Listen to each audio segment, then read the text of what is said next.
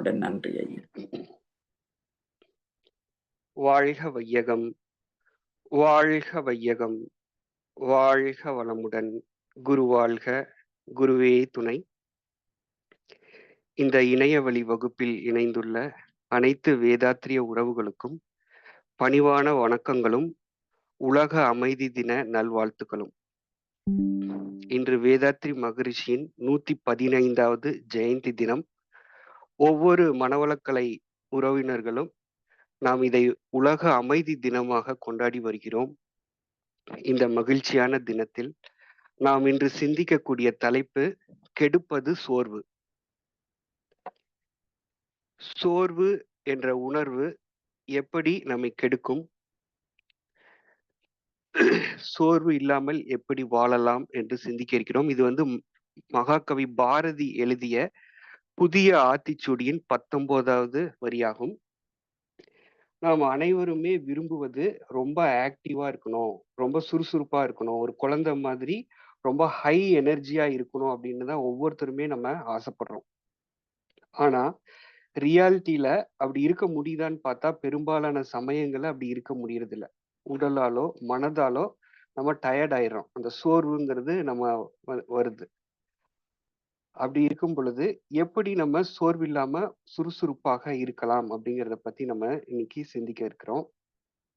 முதல்ல சோர்வு வர்றதுக்கான காரணங்களை நம்ம ஆராய்ச்சி பண்ணலாம். முதல்ல உடல் ரீதியான காரணங்கள், அதை தொடர்ந்து மன ரீதியான காரணங்களை பார்த்துட்டு இப்ப இந்த சோர்வு எப்படி நம்மளை பாதிக்குது அப்படிங்கிறத பார்த்துட்டு சோர்வு இல்லாமல் எப்படி வாழலாங்கிறத சிந்திப்போம். உடல் ரீதியான காரணங்கள் பார்க்கும் பொழுது ஏதாவது உடலுக்கு நோய் வந்துச்சுன்னா ஆட்டோமேட்டிக்கா நமக்கு சோர்வு வந்துடும். இப்போ நோய் ஒரு ஷார்ட் டைம் ஒரு ஃபீவர்னா அது ஒரு குறுகிய காலத்துக்குள்ள அது மாறிடும், நம்ம பழைய இயல்புக்கு போயிடலாம். ஆனா நாள்பட்ட நோய்கள், கிரானிக் டிசீசஸ் எல்லாம் வந்துச்சுன்னா அவங்க தொடர்ந்து சோர்விலேயே தான் இருப்பாங்க. இப்போ உதாரணத்துக்கு பாத்தீங்கன்னா ஒரு டயபெட்டிக் பேஷண்ட் இருக்காங்கன்னா அவங்க எப்பவுமே ரொம்ப சோர்வா தான் இருப்பாங்க. அதுவும் லோ லோ சுகர்லாம் போயிடுச்சுன்னா அவங்களுக்கு அந்த கிடினஸ், தலை சுற்றுதல் மாதிரி மயக்கம், இந்த மாதிரியான சூழ்நிலைகள் கூட வரும். அதே மாதிரி ப்ரெஷர், ஹைப்பர் டென்ஷன் இருக்குன்னா அவங்களுக்கும் சோர்வு நிலை இருக்கும். எப்பவுமே அந்த வேகமா பிளட் இயங்கிட்டு இருக்கிறதுனால அதுக்கு நிறைய கோபங்கள் வரும். அதன் காரணமாக எனர்ஜி நிறைய லாஸ் இருக்கும். எனர்ஜி ஜீவகாந்தம் அபரிமிதமாக செலவாகும் பொழுது அந்த டயர்ட்னஸ் வரும். அதே மாதிரி ஹார்ட் டிசீஸ் இருக்காங்க அப்படின்னா அவங்களுக்கும் பார்த்தீங்கன்னா நிறைய அந்த பம்பிங் கம்மியா இருக்கிறது, பிளாக்கேஜ் இருக்கிறது. ஸோ அதனால என்ன ஆகும், பிளட் சரியா உடல் ஃபுல்லா சர்க்குலேஷன் நடக்கிறதுல தடைகள் இருக்கும். அதன் காரணமாக அந்த எனர்ஜி சர்க்குலேஷன் சரியா நடக்காததுனால சோர்வு இருக்கும். அதுக்கப்புறம் அந்த கிட்னி சம்பந்தமான டிசீஸ்ல இருக்கிறவங்களும் எப்பவுமே ரொம்ப டயர்டா இருப்பாங்க. கிரானிக் கிட்னி டிசீசஸ், டயாலிசிஸ் எல்லாம் பண்ணிட்டே இருப்பாங்க. ஏன்னா அந்த கிட்னி ஃபங்க்ஷன் ஆகாததுனால அவங்க அந்த டயாலிசிஸ் பண்ணி பிளட்டை பியூரிஃபிகேஷன் பண்ணும்பொழுது அவங்களுக்கு ரொம்ப ஹையான சோர்வு, ஒரு டயர்ட்னஸ் இருக்கும். அதுக்கப்புறம் பார்த்தீங்கன்னா அந்த ஆர்த்தடிஸ் வலி, வலிகள் நிறைய இருக்கும், வாதங்கள், இந்த மாதிரியான இதெல்லாம் இருக்கும் பொழுது அவங்க ரொம்ப நாள் இந்த சோர்வுல கஷ்டப்படுவாங்க. கேன்சர், இந்த மாதிரி பெரிய டிசீஸ் எல்லாம் இருக்கும் பொழுது அவங்களுமே ரொம்ப இந்த உடல் சோர்வுனால பாதிக்கப்படுவாங்க. குறிப்பா சில நோய்கள்லாம் பார்த்தீங்கன்னா அவங்க எப்பவுமே இயங்க முடியாத அளவுக்கு இருப்பாங்க. அதாவது பார்த்தீங்கன்னா இந்த அனிமிக், இந்த இரத்த சோகை, ரத்தத்துல இருக்கக்கூடிய இந்த சிவப்பணுக்கள், ஹீமோகுளோபின் இதெல்லாம் ரொம்ப குறையும் பொழுது அது அனீமியா, இரத்த சோகைன்னு சொல்றோம். அப்ப அவங்க எப்பவுமே ஒரு டயர்ட்னஸ் அவங்க உடல்ல இருந்துகிட்டே இருக்கும். அதுக்கப்புறம் பார்த்தீங்கன்னா இந்த தைராய்டு பேஷண்ட்ஸ் அவங்களும் பார்த்தீங்கன்னா ரொம்ப சோர்வா தான் இருப்பாங்க. ஹைப்போ தைராய்டு, ஹைப்பர் தைராய்டுன்னு சொல்றாங்க. அந்த ஹார்மோனுடைய அளவு கூடுனாலும் சரி, குறைந்தாலும் சரி. ஹைப்போனா குறைவு, ஹைப்பர்னா அதிகம். அப்பவுமே அவங்களுக்கு அந்த டயர்ட்னஸ் இருக்கும். ஏன்னா அந்த பிளட்ல அந்த T3, T4 ஹார்மோன்ஸ் எல்லாம் சுரக்கும். அது சரியா சுரக்காததுக்கு அந்த ஹார்மோனுடைய இந்த கிளாண்டு குறைபாடுனால அது சுரக்காததுனால உடலுக்கு தேவையான அந்த பிளட்ல அந்த சுரப்பிகள் குறைபாடின் காரணமாக நிறைய டயர்ட்னஸ் இருக்கும். இந்த மாதிரி பல எல்லா நோய்களுமே சொல்லிட்டு போலாம். ஒவ்வொரு நோய்களுமே நமக்கு சோர்வை தான் குடுத்துக்கிட்டே இருக்கும். இப்ப நோய் இல்லாம, இன்னும் சில நிறைய காரணங்கள்னால நம்ம உடலால சோர்வடைறோம். அது என்னன்னு பார்த்தீங்கன்னா, இப்போ தூக்கமின்மை. சரியா தூங்கல அப்படின்னு வச்சுட்டோம்னா, அடுத்த நாள் நம்மனால இயங்க முடியாது. இந்த தூக்கமின்மைங்கிறது ஒரு உடல் உடல்ல நமக்கு டயர்ட்னஸ் இருந்தா கூட அது வந்து ஒரு மனநோயின்னு சொல்லலாம். அது நம்ம மன ரீதியா பார்க்கும் பொழுது, அத பத்தி சிந்திக்கலாம். ஸோ தூங்கலினாலும் வரும். அதுக்கப்புறம் அந்த மால் நியூட்ரிஷன் சரியான அந்த சரிவிகித உணவு எடுக்கலின்னா, உடலுக்கு தேவையான எனர்ஜி இருக்காது. இப்ப நம்ம சாப்பிடக்கூடிய உணவுகளே பார்த்தோம்னா, எல்லாமே அடல்ட்ரேஷன் அல்லது ஃபெர்டிலைசர் யூஸ் பண்ண அந்த கலப்படமான உணவுகள் சாப்பிடும் பொழுது, அதில இருக்கக்கூடிய உணவுகள்ல இருந்து சத்துக்கள் வந்து நமக்கு ரொம்ப கம்மியா தான் கிடைக்குது. நம்ம ஒரு 30, 40 ஆண்டுகளுக்கு முன்னாடி சாப்பிட்ட உணவுக்கும், இப்போ சாப்பிடுற உணவுக்கும் நெறைய வித்தியாசங்கள் இருக்கு. அப்ப உணவுலயே நமக்கு எனர்ஜி இல்ல. அதையும் பார்த்தீங்கன்னா, நம்ம சமைக்கும் முறை நெறைய மாறிடுச்சு.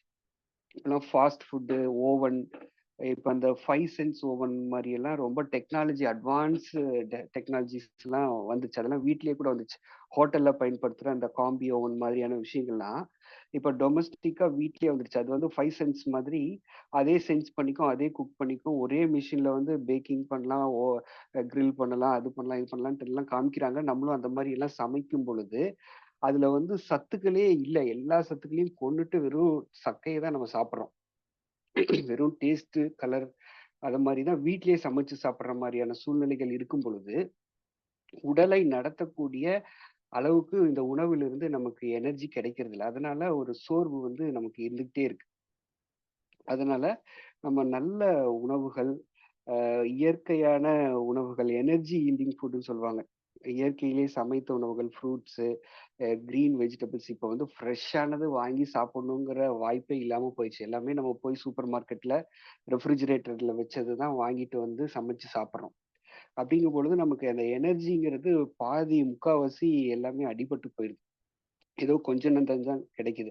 அதுவும் நம்ம ஹோட்டல்ல சாப்பிடுறோம். இந்த மாரி ஃபாஸ்ட் ஃபுட் ரோட் சைட்ல சாப்பிடும் பொழுது, அது இன்னுமே நமக்கு எனர்ஜி வந்து ரொம்ப குறைவா தான் கிடைக்குது உணவிலிருந்து.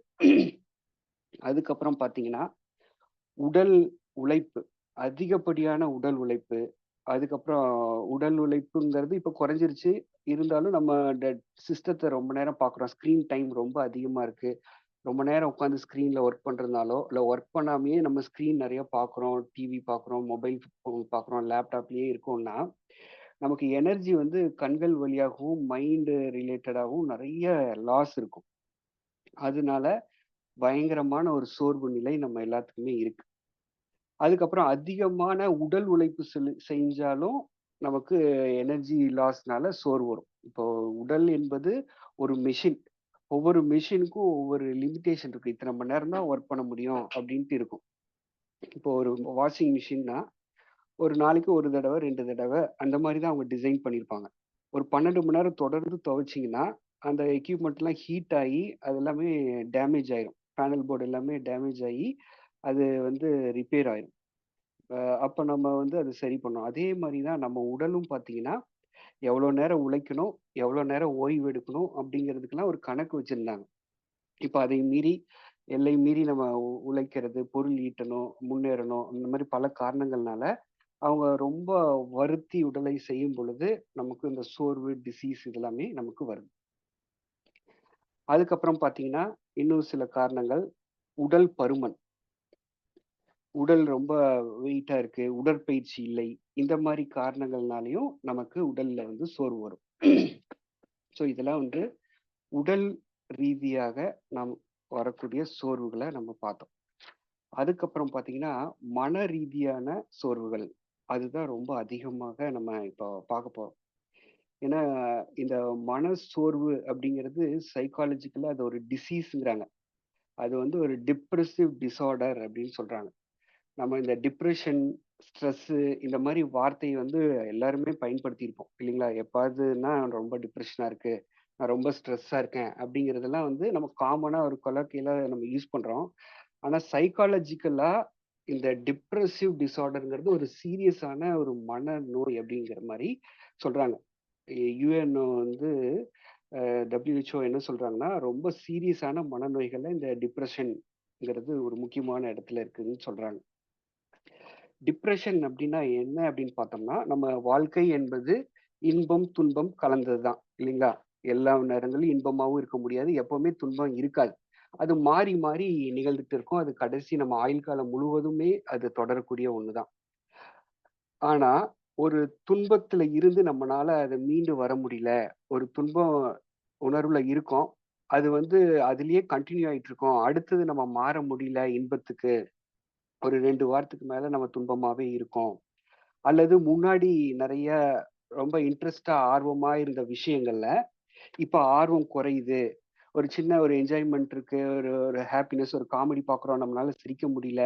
ஒரு நல்ல மனிதர்கள் பார்த்தா ஸ்மைல் பண்ண முடியல. ரொம்பவுமே அந்த வருத்த உணர்வுலயே இருக்கோம். அப்படிங்கிறது இது ஒரு சிம்ப்டம்.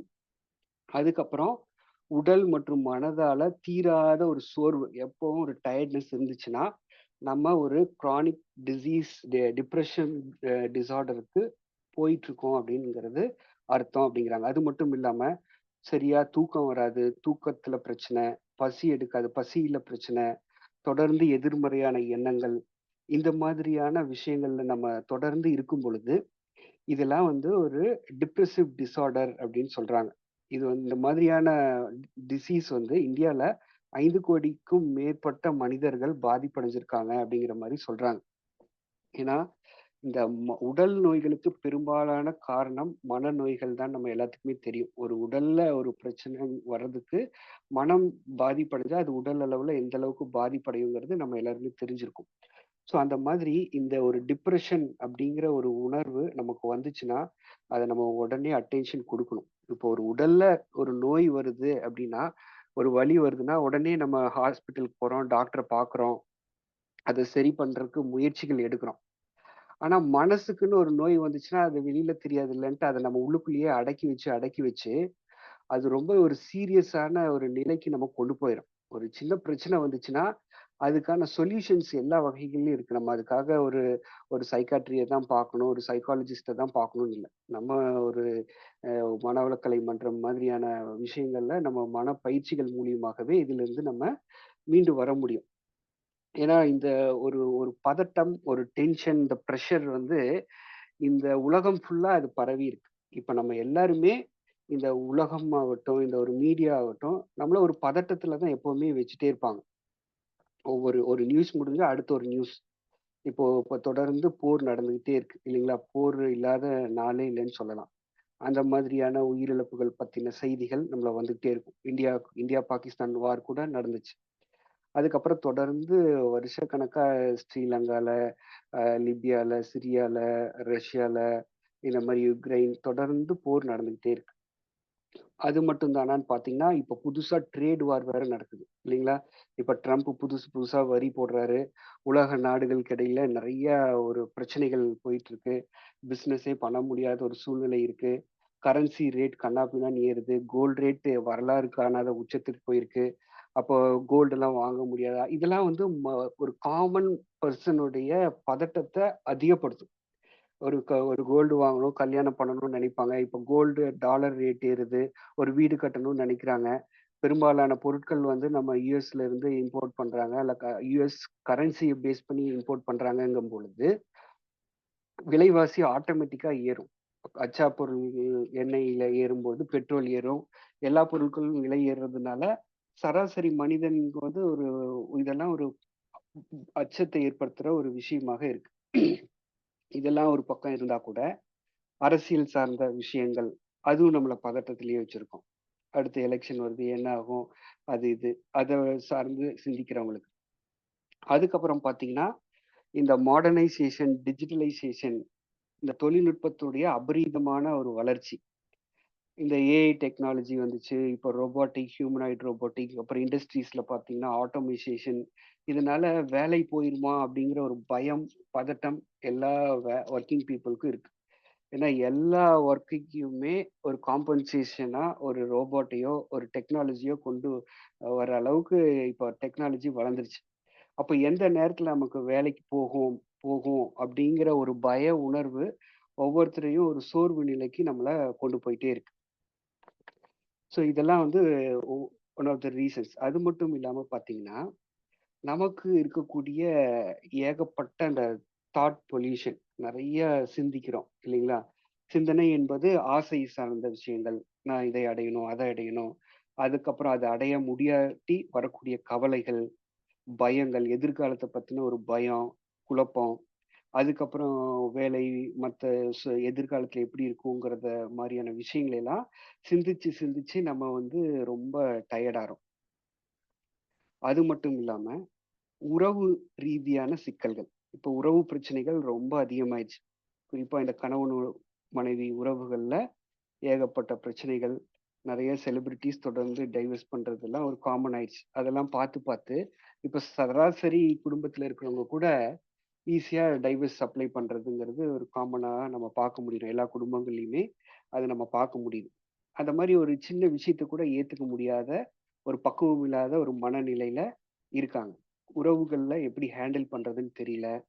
அல்லது உறவினர்கள் வீட்ல இருக்கும் பொழுது, அவங்களுடைய பிஹேவியர்ஸ் அவங்களுடைய நடத்தை ஏத்துக்க முடியாதது. அல்லது அவங்க உடல்நல குறைவாக இருக்கிறாங்க, உடல் நோயா இருக்கிறாங்கன்னா, அவங்கள சகிச்சுட்டு போக முடியாம ஏற்படக்கூடிய ஒரு சோர்வு நிலை. பொருளாதாரத்துல சிக்கல் வரும்பொழுது ஏற்படக்கூடிய ஒரு சோர்வு நிலை. அல்லது பிடிக்காத மனிதர்கள் கிட்ட நம்ம வாழ்ந்து தான் ஆகணும் அப்படிங்கிற மாரியான ஒரு நிலை. இப்ப வேலையில இருக்கோம்.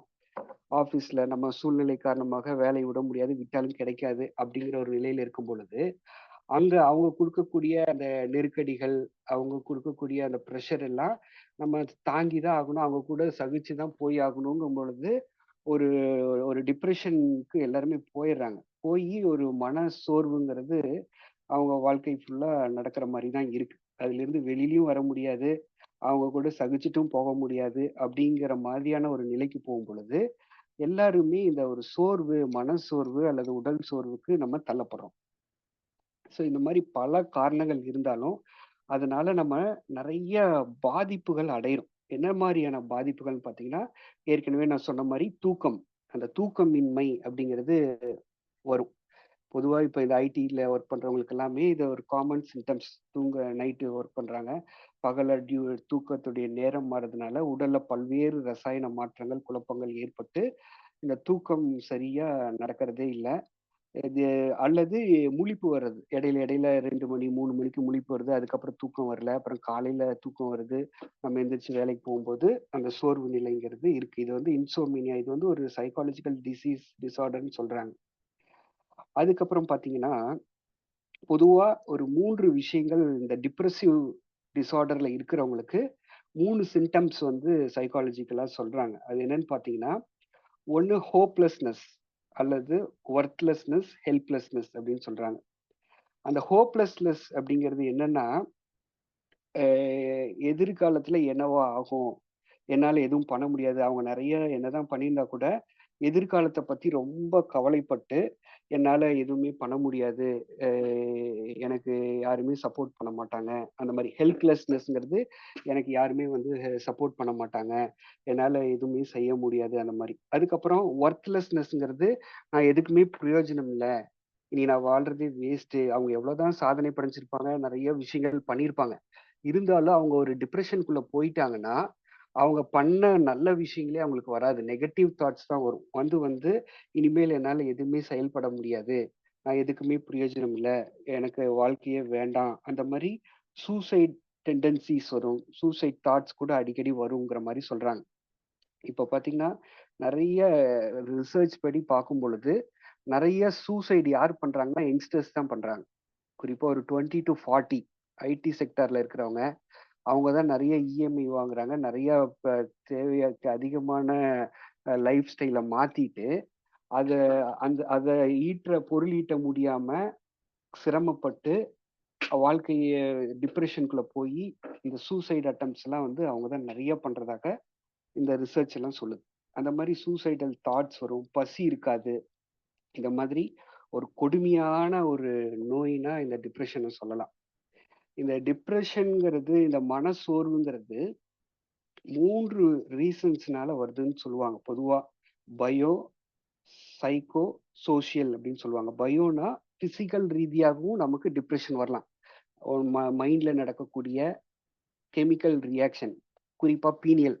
இந்த பீனியல் தான் வந்து எல்லா கிளாண்டுக்கும் கமெண்ட் குடுத்து அது சுரக்க வைக்கும். அது சரியா பிரெயின்ல நடக்கக்கூடிய அந்த கெமிக்கல் சுரப்பிகள்ல ஆகக்கூடிய குறைபாடின் காரணமாகவும் நமக்கு டிப்ரெஷன் வரலாம். சைக்காலஜிக்கல் ரீதியாகவும் வரலாம். சோசியல் ரீதியாகவும் சமூகத்துல நடக்கக்கூடிய பிரச்சனைகள் அதன் காரணமாகவும் நமக்கு வரலாம் அப்படின்னு மாரி சொல்றாங்க. ஸோ இந்த மாரி எல்லாம் சொன்னாலும், இதுக்கான தீர்வு அப்படின்னு பார்த்தீங்கன்னா, நீங்க இதுக்கான உடல் ரீதியானா நம்ம ஒரு மருத்துவர அணுகலாம். அது எந்த மருத்துவமனையோ, ஒரு ஆயுர்வேதாவோ, சித்தாவோ, ஹோமியோபதியோ அணுகி நம்ம அத கியூர் பண்ணலாம். மன ரீதியா அப்படின்னா, நீங்க சைக்காட்ரியோ அல்ல சைக்காலஜியோ சைக்காலஜிங்கிறது ஒரு ஆலோசனை, கவுன்சிலிங் குடுக்குறவங்க. மன ரீதியா உங்களுக்கு உள்ள பிரச்சனைகள ஐடென்டிஃபை பண்ணி, அதற்கான சொல்யூஷன்ஸ நம்மகிட்ட ரெக்கமெண்ட் பண்ணுவாங்க. நம்ம அத சூஸ் பண்ணி எக்ஸிக்யூட் பண்ணலாம். அந்த மாரி பண்ணலாம். ஆனா, இப்ப சைக்காட்ரி இந்த மாரி போனீங்கன்னா கூட, அவங்க எல்லாருமே என்ன பண்றாங்க, ட்ரக்ஸ் தான் குடுக்குறாங்க இல்லைங்களா? சைக்காட்ரி ஆகட்டும் சரி. அது ஒரு பெயின் வந்துச்சுன்னா, அது பெயின் கில்லர் குடுப்பாங்க. அலோபதிலயும் சரி, மத்த இதுலயும் அந்த பெயின மறக்கறக்கான விஷயங்கள தான் முதல்ல செய்வாங்க. மனம் ரீதியானா, அதுக்காக ஆன்டி சைக்காட்டிக் ட்ரக்ஸ் குடுப்பாங்க. இது எல்லாமே பார்த்தீங்கன்னா, ரொம்ப ஹைலி சைட் எஃபெக்டிவ் உள்ள ட்ரக்ஸ். அதுக்கப்புறம் அவங்க எல்லாருமே இப்போ ஒரு மருத்துவர் உடல் ரீதியாவும் சரி, மன ரீதியாவும் சரி எல்லாரும் சொல்றது, மைண்ட்ஃபுல்னஸ் பிராக்டிஸ் பண்ணுங்க, யோகா பண்ணுங்க. இதுதான் வந்து நம்ம உடல், மனம் 2யுமே வந்து உற்சாகமாக வைக்கிறதுக்கு உதவும் அப்படின்ட்டு அவங்களே ரெக்கமெண்ட் பண்றாங்க. ஏன்னா, அவங்களுடைய மருத்துவ முறைகள்ல பெரிய அளவுல இல்ல சைட் எஃபெக்ட் தான் இருக்கே ஒழிய, அந்த சிம்ப்டம்ஸ ஒத்தி வைக்க தான் முடியுதே ஒழிய, அத குணப்படுத்த முடியல. எது நம்மள முழுமையா குணப்படுத்தும்னா, நம்மள இந்த மனவளக்கலை பயிற்சிகள் தான் நம்மள குணப்படுத்தும். நம்ம சோர்வு இல்லாம வாழ்றதுக்கு என்ன ஒரு வழி அப்படிங்கும் பொழுது, நம்ம முழுமையா முதல்ல தன்னை பற்றிய ஒரு தெளிவான புரிதல் நமக்கு வேணும். நான் யார் அப்படின்னு நமக்கு தெரியணும். நம்மளுடைய மூலம் என்னன்னு தெரியணும். என்னுடைய இயல்புகள் என்னன்னு தெரியணும். என்னுடைய தனித்துவம் என்னன்னு தெரியணும். எல்லாத்து மாரியும் நம்மளால இருக்க முடியாது. நம்மளுடைய இண்டிவிஜுவாலிட்டி தெரியணும். நம்மளுடைய வாழ்க்கை முறை என்னன்னு தெரியணும். நம்மளுடைய பொருளாதாரம் என்ன? எந்த அளவுக்கு நம்ம பொருளை ஈட்ட முடியும், அதுக்கான செலவு பண்ண முடியுங்கிறது தெரியணும். பிறவியினுடைய நோக்கம் என்னன்னு தெரியணும். அந்த அந்த நோக்கத்தில் மூலத்தை அடைவதற்கான வழிகள் என்ன அப்படிங்கிறதெல்லாம் தெரிஞ்சாதான், நம்ம இந்த சோர்வு இல்லாம எப்பொழுதுமே மகிழ்ச்சியா, சந்தோஷமா வாழ முடியும். அதற்கு வந்து நம்ம இந்த வேதாத்ரி மகரிஷி அவர்கள் குடுத்த மனவளக்கலை பயிற்சிகள்ல எல்லாமே இருக்கு. நம்ம பிரச்சனைகளுக்கான விளக்கங்கள் எப்படியெல்லாம் பிரச்சனைகள் வரும், அத எப்படியெல்லாம் நம்ம தீர்த்துக்கலாங்கிறதுக்கு அவர் விடாத விஷயங்களே இல்ல. எல்லா விஷயங்களும் நமக்கு குடுத்துருக்காங்க. இந்த மனவளக்கலை என்ற பொக்கிஷத்த ஆனா நம்ம இத பயிற்சி செய்யணும். தினமும் இத கத்துக்கிட்டு இது நிறுத்துவதால் பலன் கிடைக்காது. தொடர்ந்து பயிற்சி செய்வதன் மூலம் உடற்பயிற்சி, காயகல்ப பயிற்சி, மனப்பயிற்சி, அகத்தாய்வு பயிற்சி, இந்த சிந்தனை விளக்கம் இதே மாதிரி இருக்கும் பொழுது, நமக்கு வந்து சோர்வு என்ற உணர்வு நமக்கு வரவே வராது. எந்த ஒரு பாதிப்பும் அடைய செய்யாது என்று கூறி, இந்த ஒரு சிறப்பான தினத்தில் இந்த வாய்ப்பை அளித்த ஸ்கை நார்வே டீமிற்கும் WCSC டிஜிட்டல் சொல்யூஷன் டீமிற்கும் என்னுடைய நன்றிகளை தெரிவித்து நிறைவு செய்கிறேன். வாழ்க வளமுடன்.